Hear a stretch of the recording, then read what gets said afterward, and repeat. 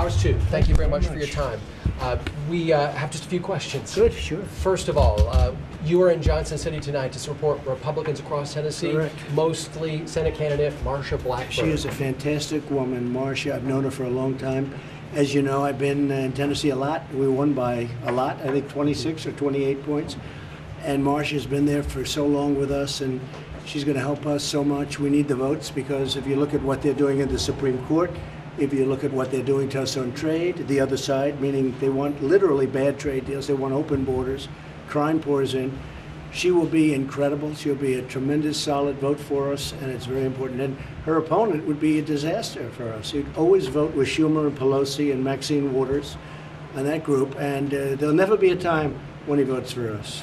This is a tight race in Tennessee, which is a firmly Republican state that voted for you. Why do you think this is such a close race at this point? Well, I just think probably when they get to know Marsha, you know, she was always from a certain area, but she's a Tennessee person. She loves this state. She loves the people of the state.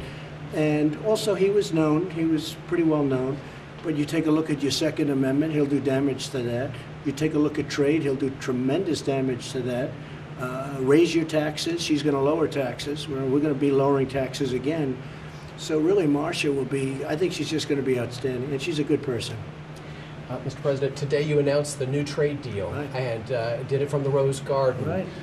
Right after your announcement, Senator Lamar Alexander said that he had concerns about ongoing tariffs and the impact on Tennesseans, specifically the automobile industry. For Tennesseans tonight, why is this new deal a good thing? Well, it's a great thing, and I'm not using tariffs. I use tariffs to get the deal, because if they weren't willing to make a deal, as an example, Mexico or Canada, then I would have used tariffs. But we're not going to need tariffs now because we were able to make the deal. So we're not doing tariffs with respect to this, other than we use it as a negotiating point, and now I can say it. Frankly, if we didn't make the deal, I would have used tariffs, because it's a far greater, better thing than what was happening, because NAFTA was a disaster for our country. We lost millions of jobs. We lost thousands of companies, and I would not have allowed that to happen. So we're terminating NAFTA. We have a new trade deal that's going to be incredible for Tennessee. It's going to be fair. It's going to be a fair deal. You know, NAFTA was a one-sided, horrible deal. It was good for Canada, good for Mexico, bad for us. So Tennessee's doing well anyway with all of our economic policies, but this is the capper. This is the thing that really will put it into a league that will be pretty much unsurpassed. You spoke very vehemently in support of Judge Brett Kavanaugh today in the White House Rose Garden. Has there been any update that you're aware of in the FBI's investigation today? Well, nothing that I know now, but I will say the FBI is doing pretty much as the Senate wants, and we want to know everything. He's a fine man. He's had a great, incredible career. He was a top student, top intellect, the kind of guy you want. People are really loving everything except for the way he's being treated so badly by the Democrats. I mean, so badly. It's a very unfair situation. So we think he's going to be in good shape, but we like the idea of the FBI looking for the 7th time. This is number 7, by the way. This is the 7th time they will have looked. And we think that he's going to be in great shape, and hopefully in the very near future they'll take a final vote. You named names when it came to people in the Senate who were questioning him today.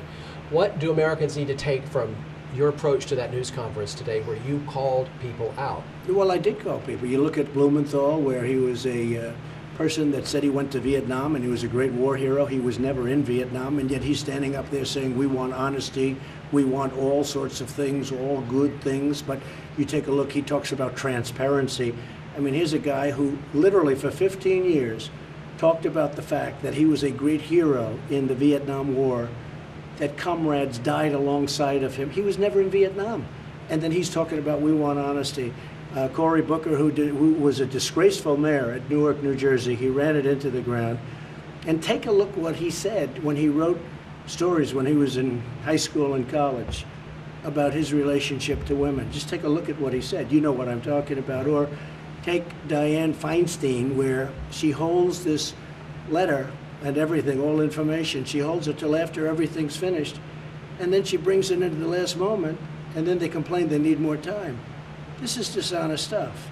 So we think Brett's going to be fantastic. I can tell you the people of Tennessee love our very conservative Supreme Court justice. Final question, is there anything the FBI could tell you at this point that would cause you to rescind your nomination of Brett Kavanaugh? Well, look, if they come in with something negative, I don't expect that. He's had an unblemished 30, 35 years. He's been a top judge, highly respected. People thought he'd be a Supreme Court judge for the last 10 years. He was meant for it. He was #1 at Yale, I believe.